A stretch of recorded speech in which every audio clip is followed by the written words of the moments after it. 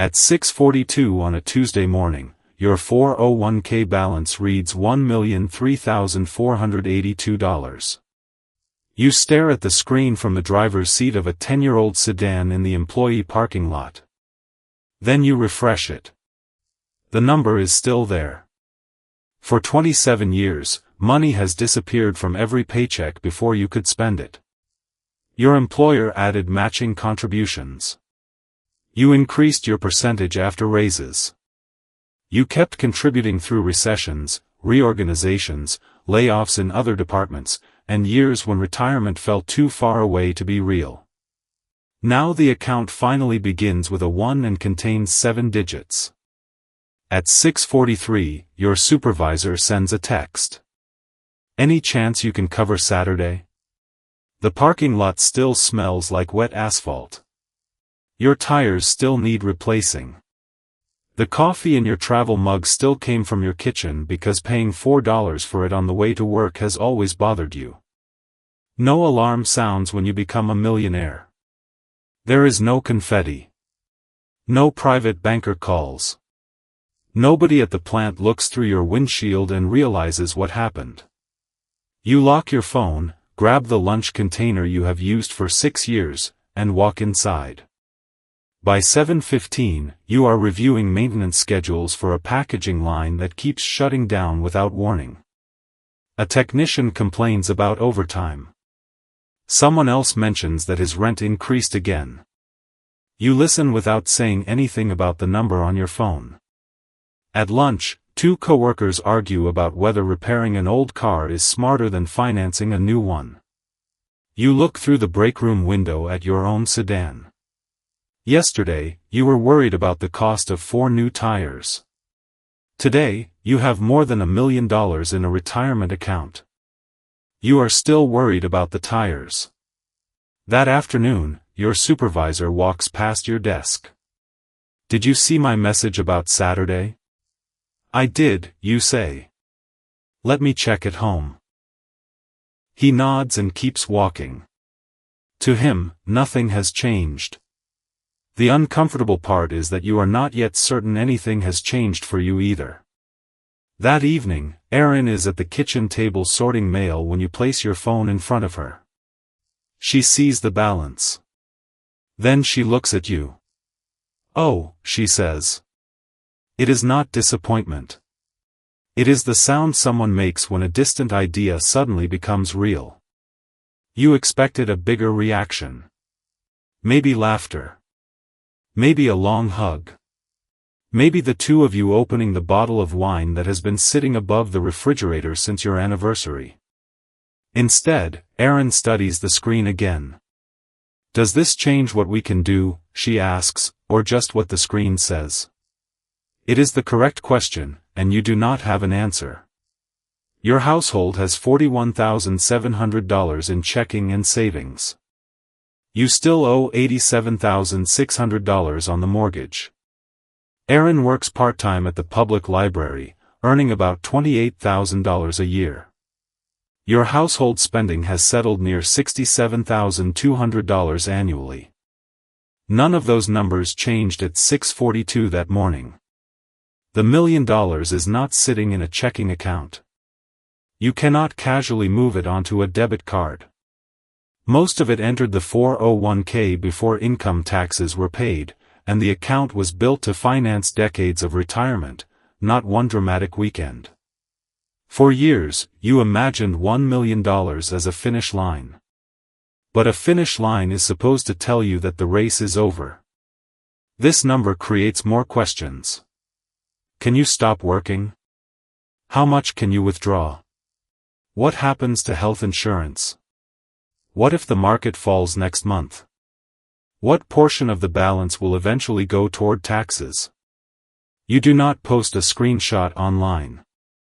You do not tell your coworkers. You do not search for a luxury car. Erin puts the phone down and reaches for a notepad. So, she says, what does $1 million actually pay us? That is the moment the celebration becomes an assessment. You begin with a deliberately simple thought experiment. 4% of approximately $1 million is approximately $40,000. That does not mean 4% is guaranteed to be sustainable. It is not a law, and it does not promise that the account will survive every market, tax situation, spending pattern, or retirement length. It is simply a useful number to test. $40,000 a year sounds substantial until you compare it with your real life. Your household currently spends about $67,200 a year, or $5,600 a month. Erin earns about $28,000 before taxes.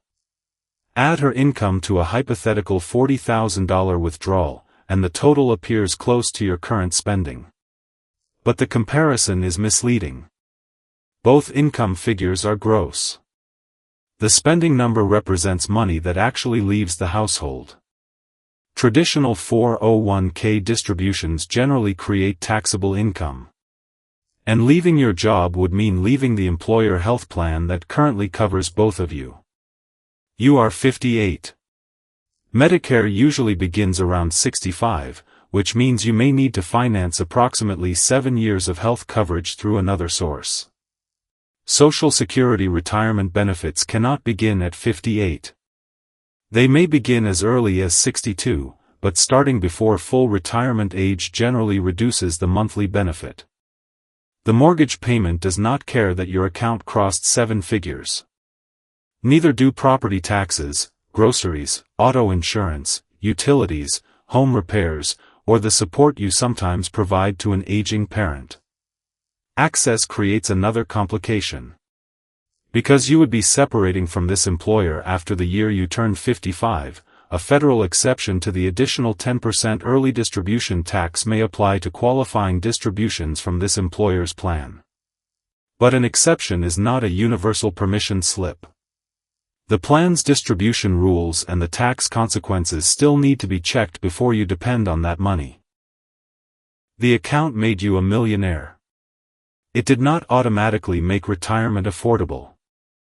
On Saturday morning, you and Erin divide a sheet of paper into 3 columns. Must pay. Could reduce. Ends later. Under must pay, you write the mortgage, food, utilities, property taxes, insurance, transportation, and healthcare. Under could reduce, you write restaurants, travel, subscriptions, gifts, and home projects. The second column is shorter than you expected. You already drive an older car. You already bring lunch from home. Erin already compares grocery prices. There is no giant luxury budget waiting to be removed. Under ends later, you write the mortgage. Then Erin draws a line below the 3 columns and adds another category. Starts later. That is where you put Social Security and Medicare. Your $41,700 cash reserve sounds comfortable until you divide it by your current monthly spending. Without any income, it would cover less than 8 months. The roof may need replacing within 3 years. The sedan needs tires now and may need something more expensive later. Your mother has begun asking for help with appointments. Then you test a difficult scenario. Suppose you retire, begin withdrawing money, and the market falls soon afterward. A 20% decline could turn a $1 million portfolio into roughly $800,000 before accounting for any withdrawals. That is not a prediction. It is a reminder that the balance is exposed to movement even after you stop receiving a paycheck. At $1,003,482, quitting tomorrow is possible in the narrowest sense. Nobody can force you to return to the plant. But making retirement last would require several favorable assumptions to cooperate at the same time: manageable healthcare costs, controlled spending, reasonable market performance, no major home emergency, and a withdrawal plan that survives longer than either of you can predict. Erin looks at the page. We could probably make it work, she says. You hear the word probably. So does she. You decide that $1 million has earned you the right to investigate retirement seriously. It has not earned you the right to stop checking the math. You will request the plan's distribution documents. You will price health insurance. You will review both Social Security statements. You will examine the investment allocation, fees, beneficiaries, and the cash you hold outside the 401k. On Monday morning, you answer your supervisor's message. I can cover Saturday. The reply does not feel like failure. Last week, you accepted overtime because refusing felt financially dangerous. This time, you accept because the plan is not ready yet. There is a difference. You are not trapped. But you are not finished. And 9 months later, when the market removes the word millionaire from your screen, that difference will be tested. 9 months later, the number is gone. Not the account. Not the retirement plan. Just the 7-digit balance. You are standing in the same employee parking lot when your phone shows $891,000. You refresh the screen once, exactly as you did the morning the account crossed $1 million. The number stays there. You have continued contributing. Your employer has continued matching. Nothing was withdrawn. But markets do not protect round number milestones simply because those milestones matter to you. For a few seconds, the loss feels personal. More than $100,000 has disappeared from the balance you celebrated at the kitchen table. On paper, the title has been revoked. You were a 401k millionaire. Now you are not. Then you look through the windshield. The sedan is still 10 years old, although it now has 4 new tires. Your travel mug is in the cup holder. Your lunch is on the passenger seat. The factory is waiting across the wet asphalt. Your life did not visibly change when the account rose above $1 million. It has not collapsed because the account fell below it. That does not make the decline meaningless. It makes the original label less useful. You do not know whether the market will recover next month, next year, or on a schedule that fits your retirement plans. So you do not comfort yourself with a promise the market never made. Instead, you open the notes you and Aaron created 9 months earlier. The roof estimate is still there. The health insurance gap is still there. So are your spending plan, cash reserve, mortgage balance, and possible retirement dates. Those are the numbers that decide whether you have options. Not whether the first digit on one screen happens to be a 9 or a 1. That evening, you and Aaron review the portfolio rather than react to the headline. You check what you own, how much risk you are carrying, whether the allocation still fits the time when you may need the money, and what the plan charges. You make no dramatic trade. You make no claim that staying calm guarantees a good outcome. You simply refuse to let a moving account balance make a permanent decision for you. And soon, the factory offers a decision that cannot be solved by waiting for the market. The packaging plant is preparing a 6-month equipment upgrade. The work will happen mostly at night and on weekends, when production lines can be taken offline. Your manager wants you to coordinate maintenance crews, vendor schedules, and emergency changes. The assignment comes with an estimated $9,000 bonus. A few years earlier, you would have accepted before he finished explaining it. $9,000 could cover part of the roof replacement. It could reduce the mortgage. It could replace the sedan if the transmission failed. More money has always meant more distance from danger. But the job would also take most Saturdays for half a year. Aaron would eat dinner alone several nights a week. The unpaid day off you recently began taking each month would disappear. Your manager gives you until Friday. At home, you and Aaron run the numbers again. The account is still below $1 million. The health insurance bridge is not fully funded. The roof has not repaired itself. There are responsible reasons to take the assignment. But there is also a reason to decline it. You are no longer measuring every decision by the amount of money you could add. You are measuring it by whether the money you already have has created enough margin to protect something else. On Friday, you close your manager's office door. "I can help with the transition plan," you say. "But I can't own the night and weekend schedule." He looks surprised. "It's $9,000. "I know." There is no speech about financial independence. You do not tell him your 401k balance. You do not threaten to retire. You simply decline the part of the job you no longer want to sell 6 months of your life to buy. Someone else takes the assignment. The factory continues operating. Your career does not end. And on the first Saturday of the upgrade, you and Aaron drive to Lake Michigan with coffee from home. The trip is not expensive. Nobody seeing you would call it a millionaire's weekend. But the first thing the $1 million bought was not retirement. It was the ability to say no without panicking. Once you stop treating $1 million as a finish line, the work becomes less exciting and more useful. You request the summary plan description and learn exactly when the plan permits distributions and what options it offers. You review the fee disclosure instead of assuming a workplace account is automatically inexpensive. You and Aaron confirm the beneficiary information. You review the investment allocation in the context of your time horizon and risk tolerance, not the emotion of one bad month. You do not chase whatever investment performed best last year. Then you create 3 dates that matter more than the day the account first displayed 7 digits. Age 59 and a half, when federal early distribution rules generally change. Age 62, when Social Security could become available at a reduced monthly benefit.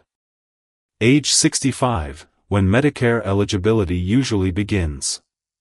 None of those ages tells you when to retire. They reveal which bridges your plan may need to cross. You build more cash outside the 401k, because the retirement account was not designed to become your first response to a broken furnace or an expensive roof. Erin keeps working at the library because she likes the people and the rhythm of the job, not because a spreadsheet pretends her income does not matter. You keep making contributions.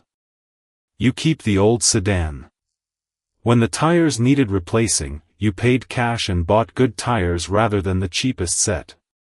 That is the closest thing to a visible lifestyle upgrade. One Tuesday each month, you take an unpaid day away from the plant. Sometimes you and Aaron go somewhere. Sometimes you take your mother to an appointment. Sometimes you repair something at home and eat lunch at the kitchen table. The day costs you money. That is precisely why it feels different. For most of your working life, time off felt like income lost. Now it can also feel like life recovered. The account has not removed uncertainty. Healthcare can cost more than expected. Markets can decline. Tax rules and family needs can change.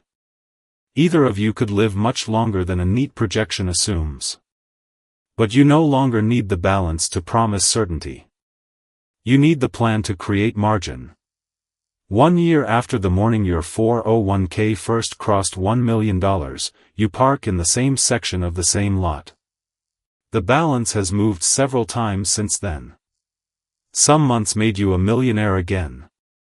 Others removed the title. You no longer refresh the screen to see which word applies. At 6:43, your supervisor sends another message. Any chance you can cover Saturday? You look at the calendar. Aaron has marked a small family dinner for your mother's birthday. A year earlier, you might have studied the overtime rate, calculated the extra contribution, and told yourself there would always be another dinner. This time, you type 3 words. I can't Saturday. Then you put the phone away. You still walk into the plant carrying the same lunch container. Your coworkers still discuss gas prices, repairs, and rent. Nobody knows what is in your retirement account. Nobody knows that you declined the upgrade bonus. Nobody knows why you now take one Tuesday off each month. From the outside, your life after $1 million looks almost identical to your life before it. That is not evidence that the money failed. It is evidence that the money did its most important work where strangers could not see it. It reduced the price of fear. It gave you time to evaluate retirement instead of escaping into it. It allowed a market decline to remain a financial problem without becoming an identity crisis. And it turned "I have to" into "I choose to" more often than before. Maybe you retire at 60. Maybe you reduce your hours first. Maybe the healthcare math keeps you working longer than you want. $1 million does not answer that question for every household, and it has not answered it permanently for yours. But it has changed the person asking. The day your 401k crossed $1 million, nobody noticed. Your car did not change. Your job title did not change. Your lunch did not change. But the next time someone tried to buy a Saturday you did not want to sell, your answer changed. That was the first moment the $1 million became visible. Not to them. To you. And if $1 million inside a 401k is not the same as $1 million of spendable income, the next question is unavoidable. How much monthly income can it actually produce?